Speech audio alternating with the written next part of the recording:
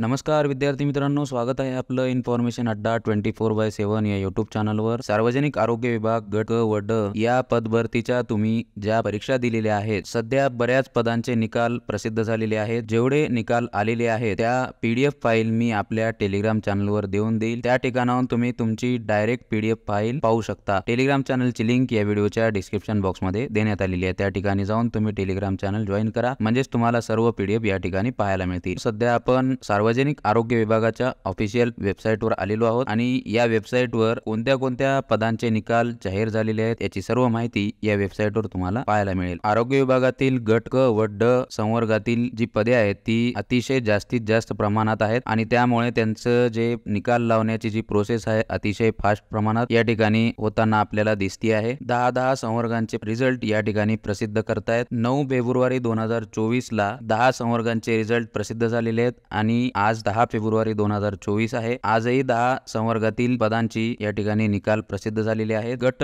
ड चे रिझल्ट अजून प्रसिद्ध झाले नाहीयेत। बरेच विद्यार्थी या ठिकाणी गट ड च्या पदांचे निकाल कधी लागतील याची आतुरतेने वाट पाहत आहेत। गट ड चे निकाल लावण्याची प्रोसेस सुरू आहे।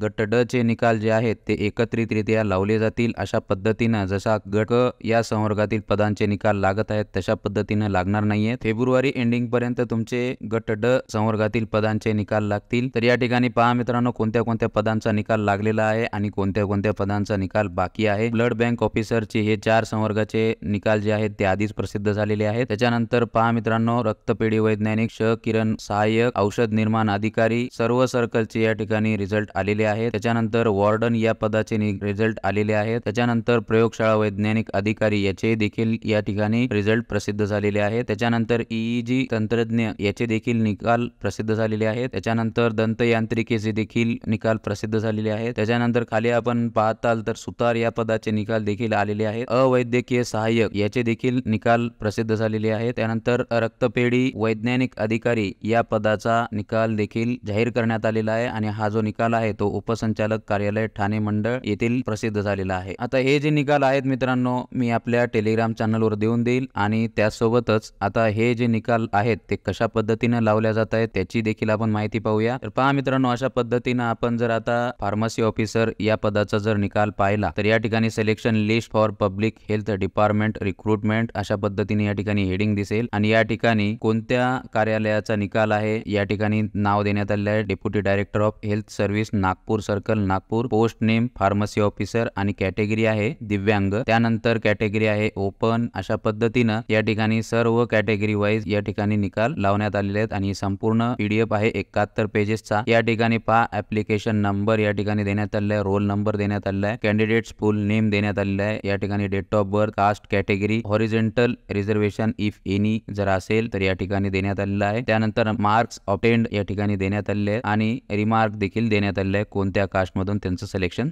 झालेलं आहे। ही अशा पद्धतीने दिव्यांग विद्यार्थ्यांची 5 विद्यार्थ्यांची यादी या ठिकाणी लावण्यात आलेली आहे। त्यानंतर ओपन मध्ये फार्मसी ऑफिसर नागपूर सर्कल साठी 11 विद्यार्थी, त्यानंतर अशा पद्धतीने सर्व कॅटेगरी वाईज विद्यार्थ्यांची यादी या ठिकाणी लावण्यात आलेली आहे, तुम्ही पाहू शकता। आता याच्यामध्ये मित्रांनो डॉक्युमेंट व्हेरिफिकेशन साठी तुम्हाला काही पत्र किंवा मेल येईल, ज्यांची नावं या ठिकाणी देण्यात आलेली आहे त्या विद्यार्थ्यांना। आता जी ही लिस्ट लागलेली आहे त्या विद्यार्थ्यांसाठी डॉक्युमेंट व्हेरिफिकेशन साठी एक वेगळं वेळापत्रक प्रसिद्ध केलं जाईल, त्यानुसार यांचे डॉक्युमेंट व्हेरिफिकेशन केलं जाईल। तर आता ग्रुप सी मधील कोणत्या पदांचा निकाल लागणं बाकी आहे आणि गट ड बद्दल देखील माहिती मी तुम्हाला देतो। ग्रुप डी मधील अजून कुठलेच निकाल लागलेले नाहीये, ज्यामध्ये मित्रांनो गट ड साठी 3269 जागा होत्या। गट ड च्या संवर्गातील निकालाबद्दल जशी माहिती मला मिळेल तशी मी नक्की तुमच्यापर्यंत शेअर करेल। त्यासाठी आपल्या चॅनलला आता सबस्क्राइब करून ठेवा, म्हणजे चॅनलच्या माध्यमातून या व्हिडिओच्या माध्यमातून मी तुम्हाला गट ड च्या संवर्गातील पदांचा निकाल जसा जाहीर होईल तशी मी माहिती तुमच्यापर्यंत शेअर करेल। आता पहा मित्रांनो, गट क मधील कुठल्या पदांचा म्हणजे निकाल लागलेला आहे आणि कोणत्या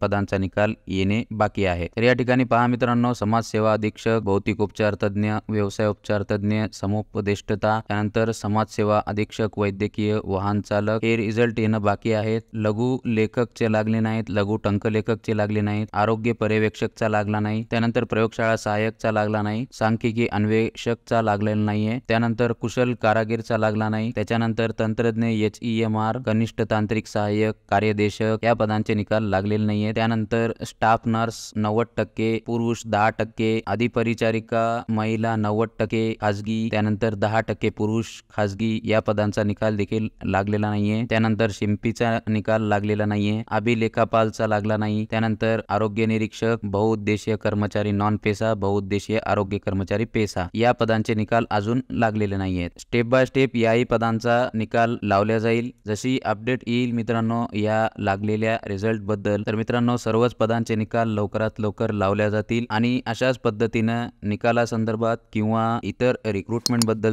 तुम्हाला जर माहिती घ्यावयाची असेल तर आपल्या चॅनलला आता सबस्क्राइब करून ठेवा आणि जर मित्रांनो तुम्हाला हा व्हिडिओ आवडला तर एक लाईक नक्की करा। धन्यवाद।